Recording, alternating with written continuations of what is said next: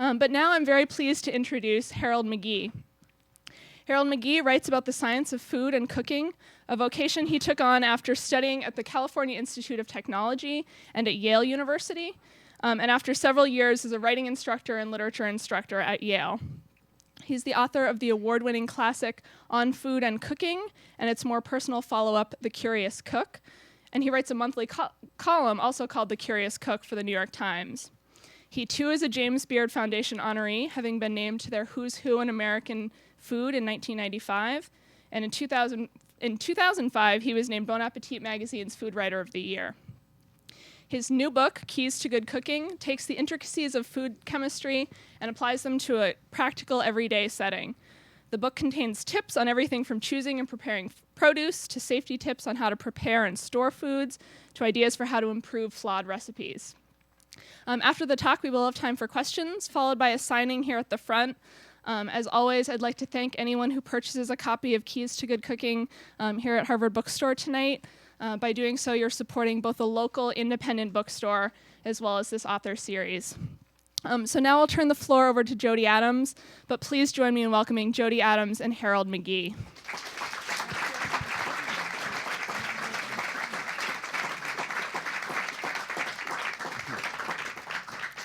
Thank you all, and thank you all for coming tonight.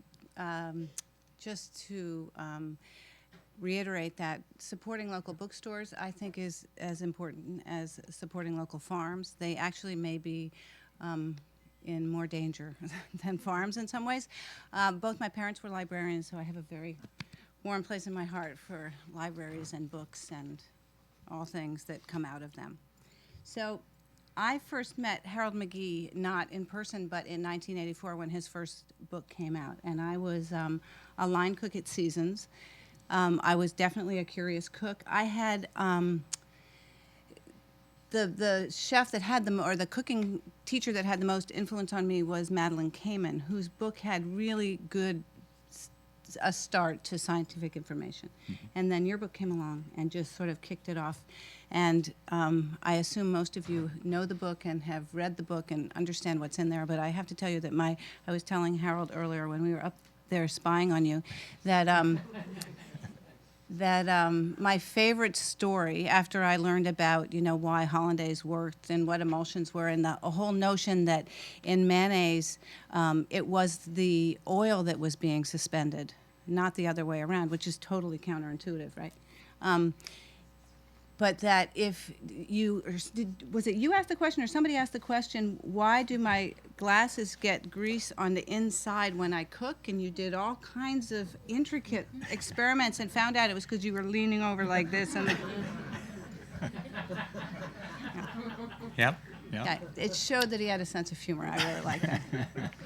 So I'm going to start out just asking you some questions that aren't really about science at all, but just about who you are and why you are and where you came from. So what is your earliest, most vivid food memory? What was the food culture in your family? What kind of eater were you as a child? And how do you think all of that influenced what you're doing today? Okay. Well, last answer first. Probably not that. Any way you want to do it, and you don't have to answer them all. Okay. Probably not that much, because it was really a series of very particular incidents that put me on the path that brought me here. But the earliest memory I have I have two very early memories of food. I can't tell which is earlier. One was of a ripe mango, and one was of coffee ice cream. And I was probably 2 or 3, something like that, and these would have been in Connecticut. And who introduced you to the coffee ice cream? My parents. Uh-huh. Yeah, both. My mother was born and raised in India, which is why they would go out of their way to find mangoes. Uh-huh. And because mangoes in Connecticut were probably not an easy thing to come by. So it was my parents. And then, let's see, there was another question after that. What kind of eater were you?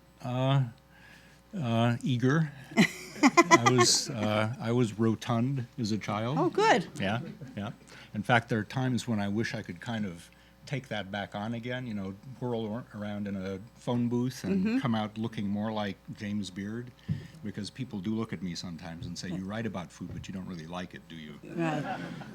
Yeah, people say you never trust a skinny chef. Yeah. Right. So, but you probably move a lot. Yeah, and both my parents again are slight. I mean, they're thin, so I eat plenty. So, what was your earliest memory from a kitchen where you said, "Why does this happen?" I wonder why that does that. Or, I mean, I've sort of skipped the whole beginning of why you got to where you are, because I think most people know that, but maybe that's something that should be included here. Okay, well, very briefly, I couldn't get a job teaching poetry, and I had been interested in science, astronomy in particular. So in a way, I've just put a G in front of what I originally studied.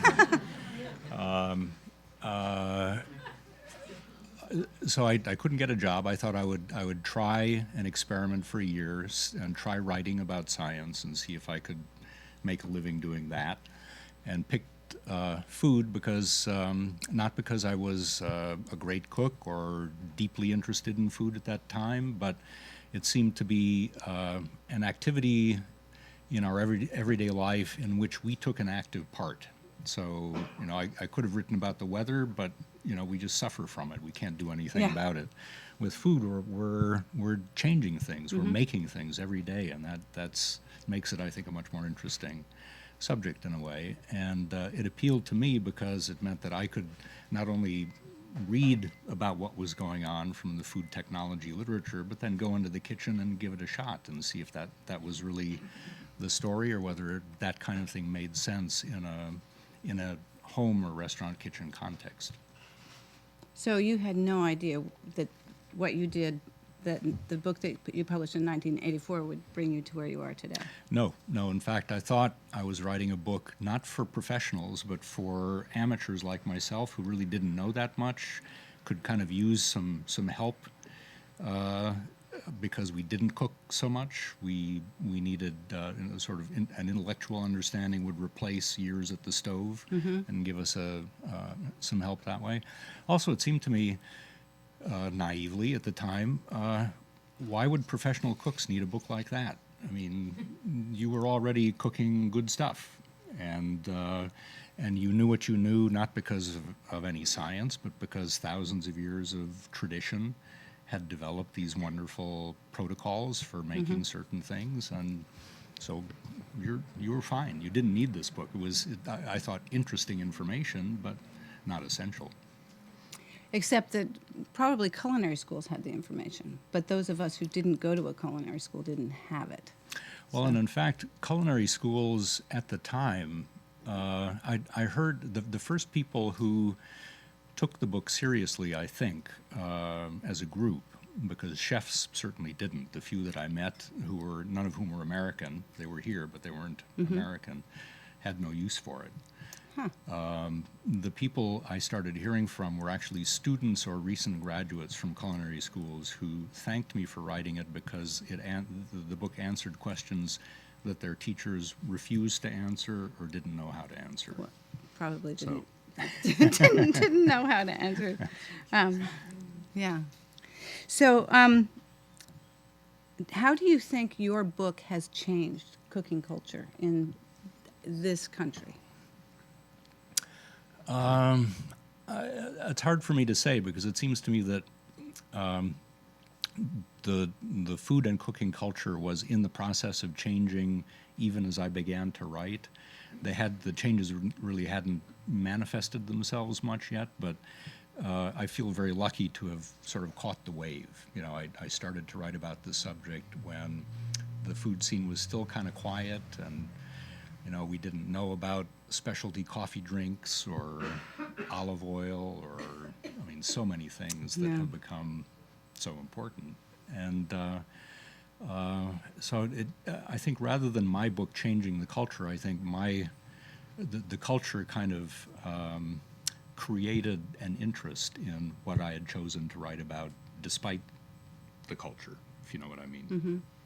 So I think it was more a kind of, for me, very happy coincidence. Well, I don't think you give yourself quite enough credit, but because I think that I don't think anybody else was really doing that, asking those kinds of questions. And I think it was at a time when you're right, that our, food was just really becoming something that people were interested in on all fronts. But they were also interested in how do we make something that doesn't necessarily involve heavy French sauces, and how do we cook in a way that maintains the best quality of the ingredients. And I mean, I know learning that searing meat, I mean, it seems so obvious now, but searing meat doesn't, in fact, seal in the juices, which is an interesting, in a kitchen, there's an old wives' tale that if you burn yourself as a cook, then the way you seal that burn is to burn yourself again. Do you know that? No. It seals in the juices on your hand. I've never done it, but that's what kids were told to do. If you burn yourself, just go burn it again and you'll be fine. Well, I think that's actually where the idea of sealing the juices in came, was from, because that's cauterizing a wound. Yeah. And I think that's what Liebig, this chemist back in the 19th century, thought was going on. He was a chemist. He didn't do experiments, clearly. He just theorized. But I think that's what he was thinking of, was cautery. And it might work for wounds. I don't know. Never tried it. Hope I never have to. But it sure doesn't work for meats. So, what do you hope people will do with this new book that you've written, and how does it, what's the transition from the first two books or the first few books to this book? Mm-hmm. So the other books I've done are more books to read sitting down in an armchair. If you're interested in a particular ingredient or a particular technique, read a few pages or more. This new one, Keys to Good Cooking, is meant to be read standing up in the kitchen when you're in the midst of something and you need help with something, or you're wondering about whether this thing in this step in the recipe is necessary or the best idea. It's meant to be used in the heat of cooking and not as a reference book. Can you give us an example of something that sometimes somebody will use it? Yeah. Well, and actually, so let me back up and say, even before you get into the kitchen, into a recipe, choosing a recipe or choosing a way to go about doing something, what I try to do is give an overview of particular techniques, preparations, so that you know what kinds of choices you have, and that can help you choose the recipe that makes the most sense. So let me just use as an example something that I don't know how you feel about it. We haven't talked about it, but cooking pasta. Okay, I know something about that. Yeah. Where every cookbook I've ever looked at says you need to bring quarts of water to a rolling boil before you add the pasta. Mm-hmm. And salted to prevent the pasta from getting stuck to itself, to prevent it from coming out gluey at the end, and all these reasons. And it occurred to me one day that as I was pouring the hot water down the drain, having done this, and it took me half an hour or so to heat the water up, and then 10 minutes to cook the pasta, and then I'm throwing all this water and energy down the drain. I live in California, so we think about the water as well as the energy.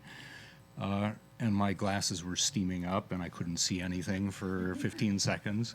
I wondered, why am I doing this? Really, is it that much better a technique to do it that way, as opposed to, say, taking the pasta, putting cold water on it, maybe just a quart and a half or so, just enough to cover it, turning the heat on so that it heats up pasta and water both, and it's just enough water to hydrate the pasta, and is it really going to be that gummier, that much worse? Came out okay. Is it slightly gummier? It the Which is not necessarily a bad thing. Right. So gumminess is in the eye of the beholder. Yeah. Right. And if you, it depends on what you're looking for, of course. But you end up with thicker pasta water. There's some left over, and it's thicker than it would be otherwise. But the pasta itself is just fine, and you can turn that thick pasta water into a sauce very quickly. Well, because when you make pasta, you should have your sauce here, your ginormous pot of boiling water, and you scoop the pasta out and put it directly into the sauce, hoping that there's some starch still on the pasta. But that makes all the sense. And there are plenty of pasta recipes that are made in the moment in a pan, like Fidesz, which is a Spanish technique, and there isn't huge amounts of water at all. Yeah, yeah. And in fact, when I published this in the New York Times, of course, the first thing that happened was I heard from all kinds of people saying, that's not a new idea. Yeah. Everybody does that. Anyway, so what I try to do in Keys for something as simple as cooking pasta is to say there are several different ways you can cook pasta. The standard way, you'll see in most recipe books, is lots of water, lots of time to heat, and so on. But you can also do it this way, so that you have a perspective on whatever recipe it is that you're choosing to use. And have you found in traveling around that that's the kind of book that people are looking for? I didn't do a lot of market research, although in a way the book began with a little bit of sort of uninvited consumer commentary. So what would happen is that I would hear from professionals and home cooks both that they liked On Food and Cooking, lots of great information in there, but when they had a particular practical issue in the kitchen, it would either take them forever to find the relevant paragraph in the 900 pages of other stuff, or there wasn't the relevant paragraph because I didn't get down to that level of detail.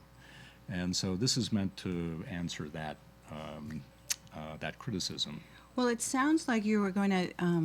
I think that these days people who haven't grown up cooking don't have an intuitive sense of how to make things work often, and so recipes are extremely important, and following rules is extremely important. And what it sounds like you're saying is you're sort of doing the opposite. I hope Chris Kimball isn't here, but doing the opposite of what Cook's Magazine does, which is sort of to distill everything down to the perfect recipe. What you're saying is there are all these options, and there isn't the perfect recipe. Exactly. The idea of the perfect recipe really bothers me. I really don't think there's any such thing, because so much depends on what it is you're looking for. Different people want different things from their foods, and sometimes the process is as important as the result. I mean, there are ways that you like to make things and ways that you don't like to make things, and that counts too. So it seems to me that the more people understand about the basics of what's going on, the more they can make their own decisions about things like that. And even a perfectly distilled recipe is still a blueprint. You know, you still have to adapt it for your kitchen, your ingredients, your stove, your tastes. And so there's always a process of translation and adaptation. And again, the more you know about what's going on, the more easily you can negotiate that. So we were talking also earlier about how there are so many different sort of food forces right now in the world. Everything from the dreaded word molecular gastronomy, which we don't like anymore, to localivore, sustainable, farm kinds of perspective. And then there's also the whole notion that we deal with every day of food security. And so if I could ask you what you think about the fact that the organic, local, sustainable movement is sometimes considered elitist, romantic, and really unrealistic.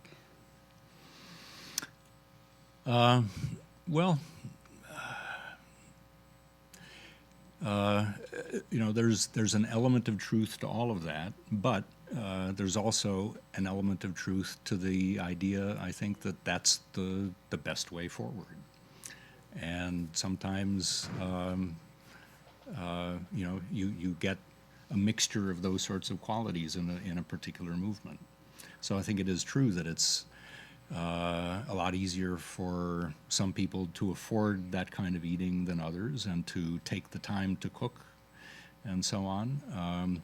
But at least it presents as a possibility that way of looking at the food supply, and that way of looking at food, that way of looking at cooking as not just a chore, but also looked at in the right, from the right perspective, an opportunity to, in a way, make the best of life. I mean, what's better than making something with your own hands that gives pleasure to other people whom you care for?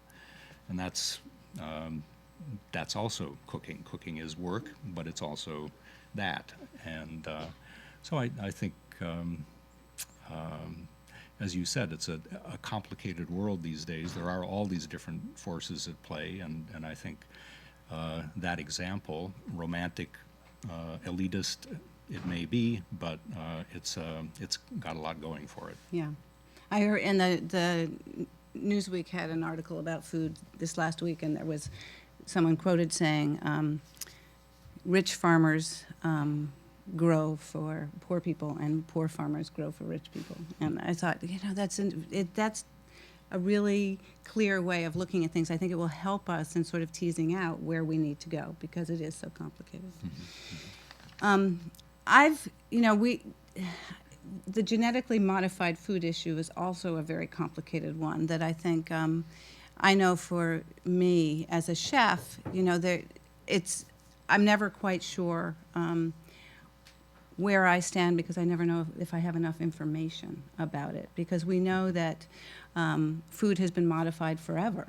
And what exactly does it mean to have something that's genetically modified, and how does that make it different than something else? Mm-hmm.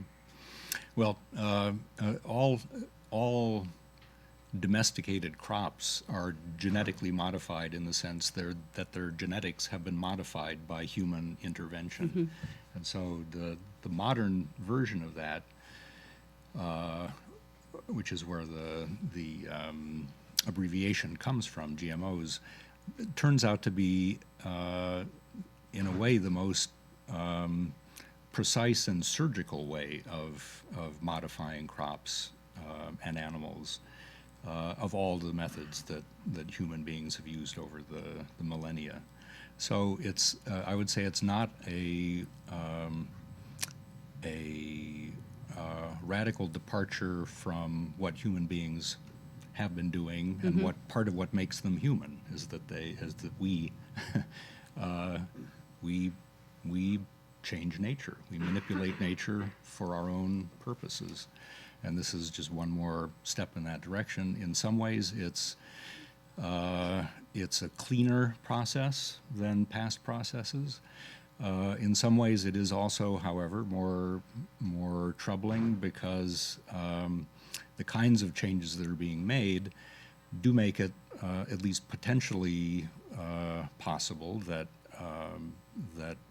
these plants or animals, if accidentally released into the wild, would compete with the original plants or animals, and we'd end up with less diversity than we've got, and that's not a good thing. So that's the part that concerns me more, is it's not so much safety issues or philosophical issues, it's environmental issues. Yeah, because we need to increase diversity, not decrease diversity. Yeah. I think, are we running out of time? Are we at the end? What? Okay, I have one more question for you, though, before we close, and that is, who inspires you? Because you're an incredible inspiration to so many people, from people like me to home cooks to Fran Adria over in Spain, and you have had an amazing influence on the lives of both professional and non-professional cooks. Who inspires you? Well, a couple of people who are no longer with us, a man named Alan Davidson, who yeah. was, who I mean, it's true that the science of food and cooking has become more acceptable as a subject these days. But there was a time when the very idea of studying food seriously in any sort of way, historically, ethically, otherwise, that was thought to be crazy. Food studies had no place in the academy for hundreds and hundreds of years. And Alan Davidson, who was an Englishman, a diplomat.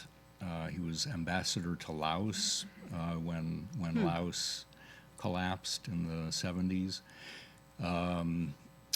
who gave up his job as a diplomat because in the various places he'd been posted, he got really interested in the seafood, the different fish that people ate in these places, and ended up founding a little publishing company that operated out of his basement in London.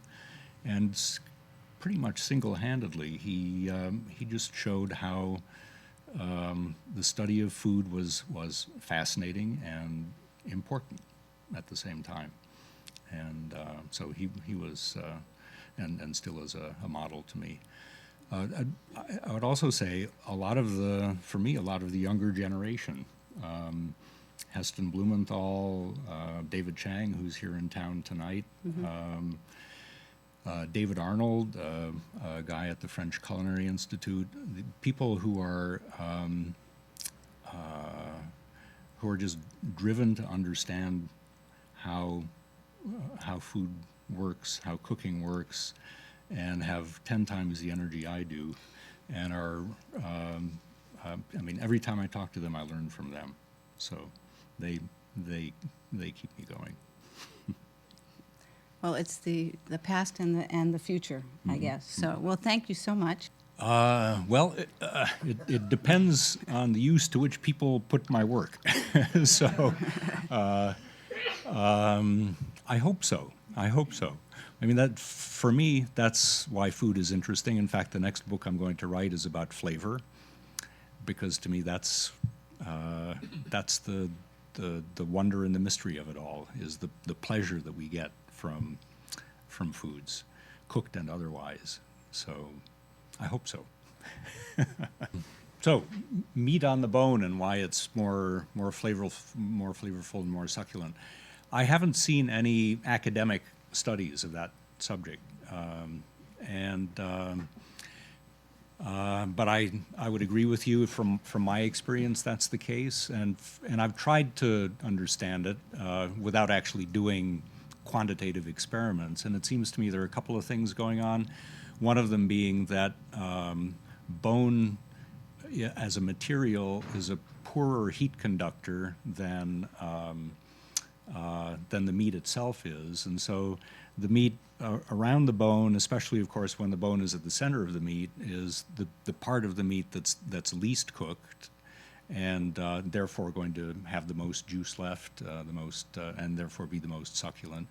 But I'm sure there are also compositional differences. The meat there tastes different even if it's cooked to the same degree, and so I'm sure that stuff comes out of the bone or is maybe there already in the tissue that connects the meat to the bone that somehow influences flavor.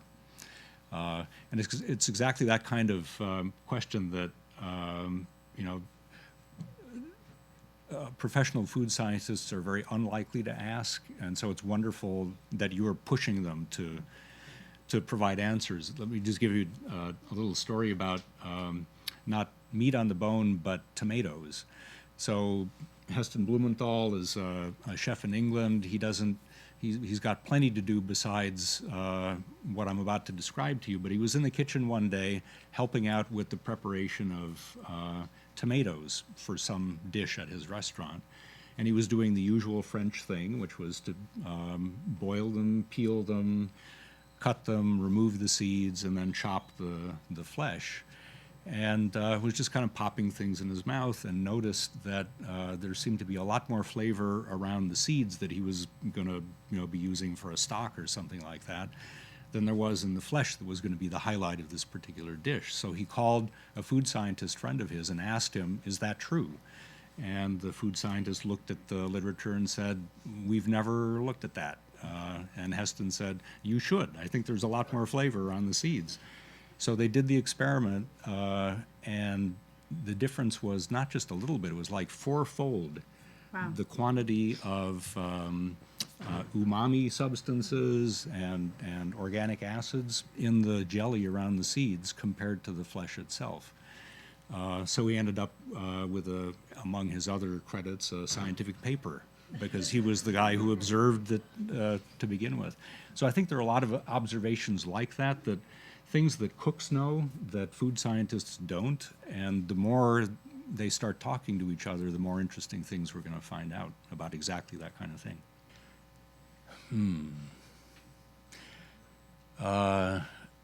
Nothing astonishing is coming to my mind, but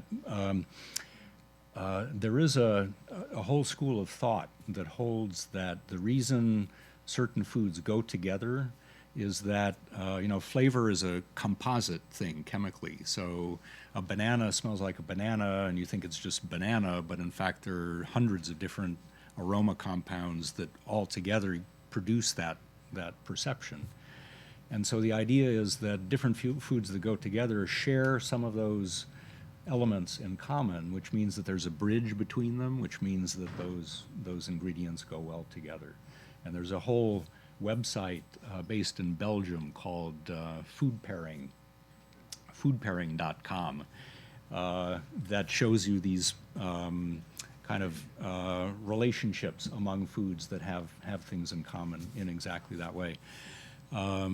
That's not exactly what you're talking about. You're talking about something where you take two things, put them together, and you end up with something that's more than the sum of the parts. And I'm not... I'll give you one. Okay, good. Only because, this isn't something new, but there were food scientists in the restaurant a year or so ago who told me about chocolate and blue cheese, and that's a combination that I think actually the guys in Belgium have been looking at. It's an amazing combination, chocolate and blue cheese. Did they? Yeah. So did they say what? They didn't tell me the secret, but they were looking at that issue, and I think they were working with the guy in Belgium, or the people in I'll be interested what they come up with, because when was it? There's a woman named Maricel Presilla who wrote a wonderful book about chocolate, and she asked me to contribute a recipe. I never do recipes except in the New York Times, but I'd been to a chocolatier in Paris who did truffles filled with cheese, or ganaches based on cheese. And so the recipe I gave her was one based on blue cheese in a chocolate truffle.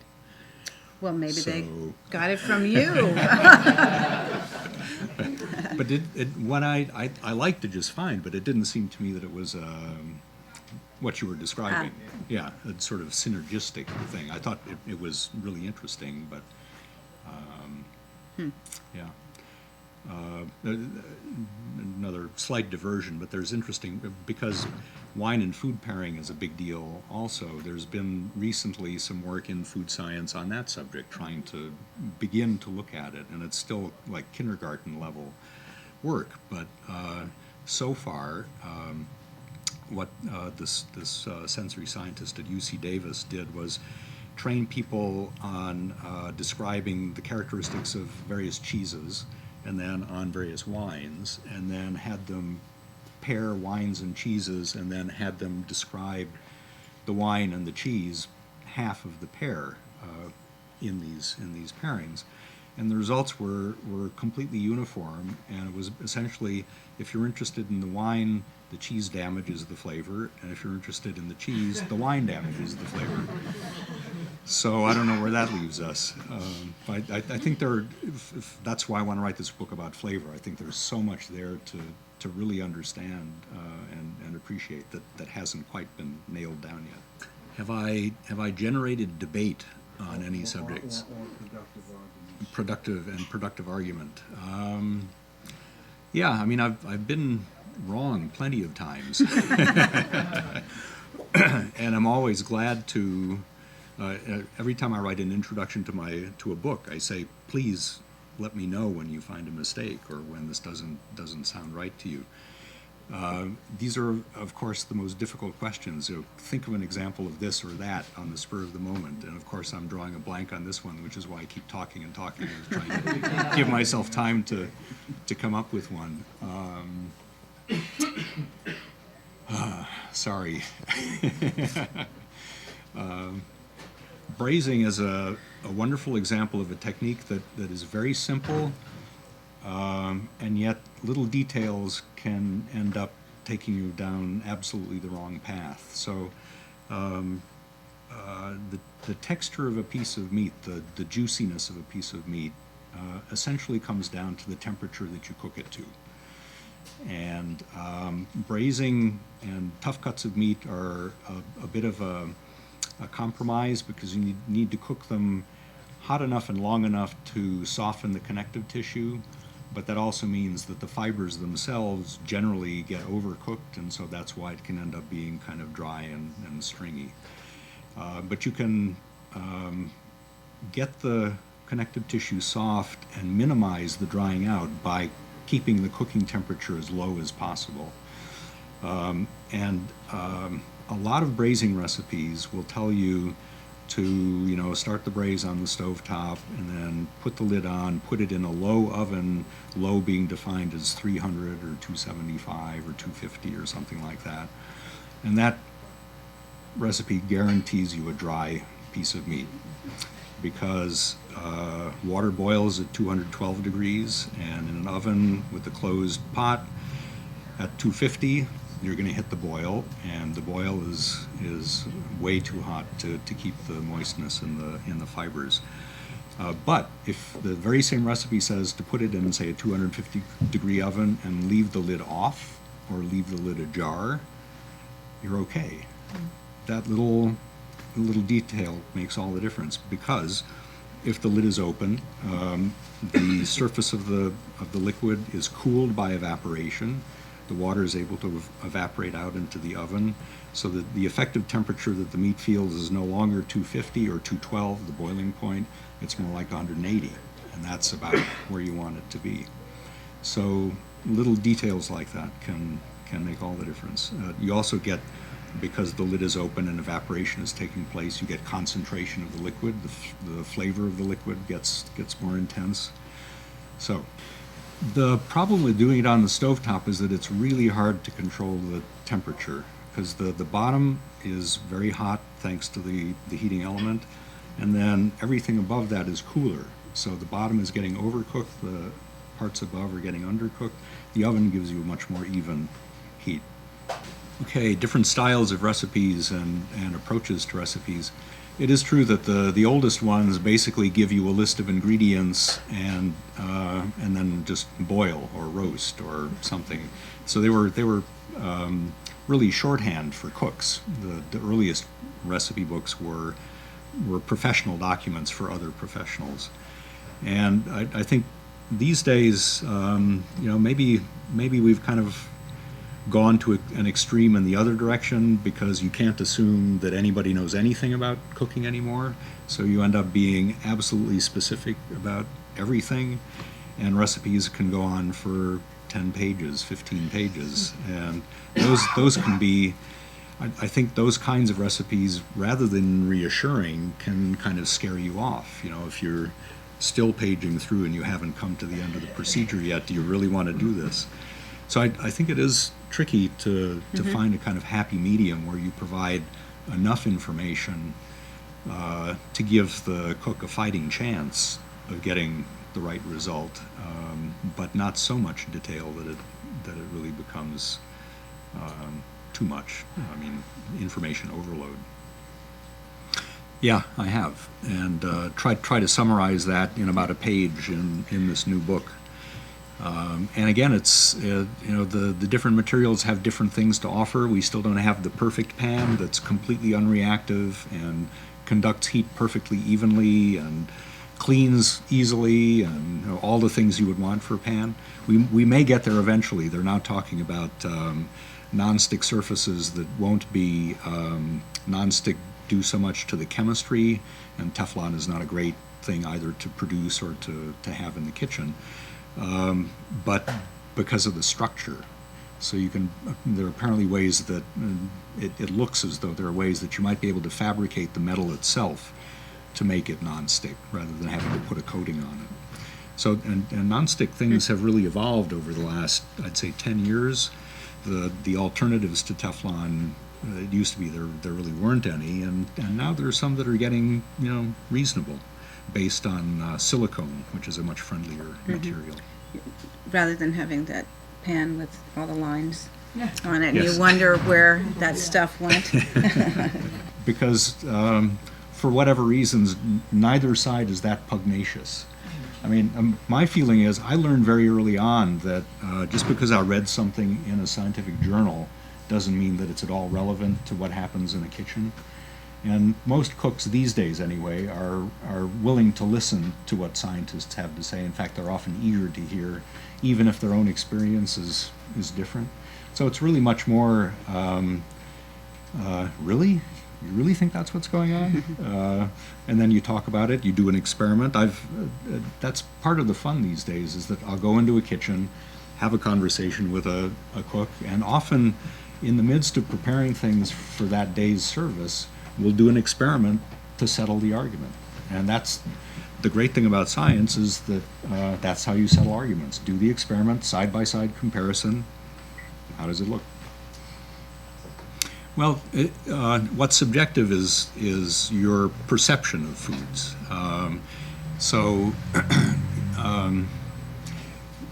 Essentially what the way I like to do things whenever possible, because it really is the best way, is to, if there's a question about two different techniques giving two different results, just do them side by side and taste them side by side, not do it this way one day and this way a week later, and then you really are kind of banking on memories which can be fooled very easily. So doing them side by side, and ideally doing them with someone else, because the more subjects there are, the better your statistics are.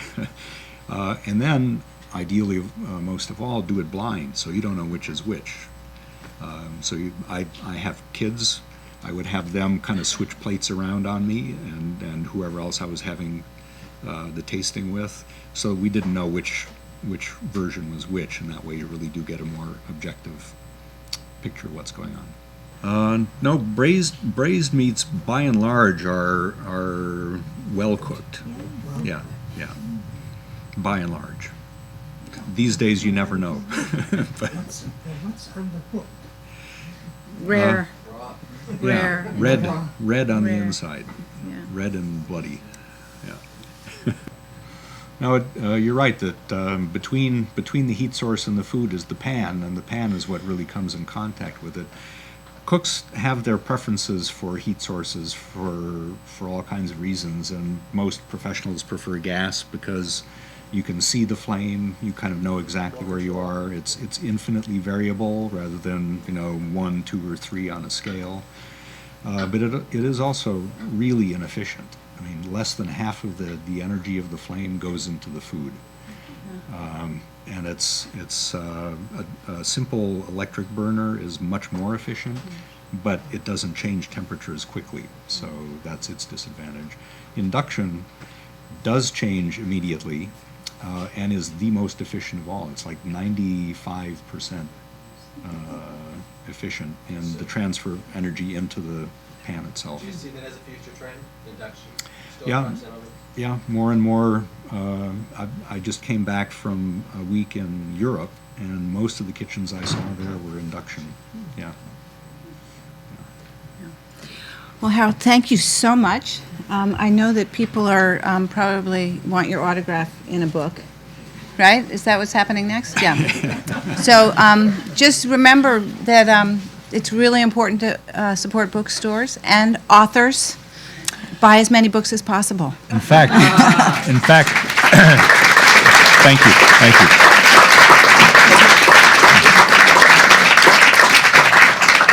I'd just like to say, I was hoping this would come up earlier and it didn't, but I wrote on food and cooking here. I lived in Somerville. I wrote the book. I was a sort of itinerant among the libraries in town, Boston Public, wherever I could get a seat.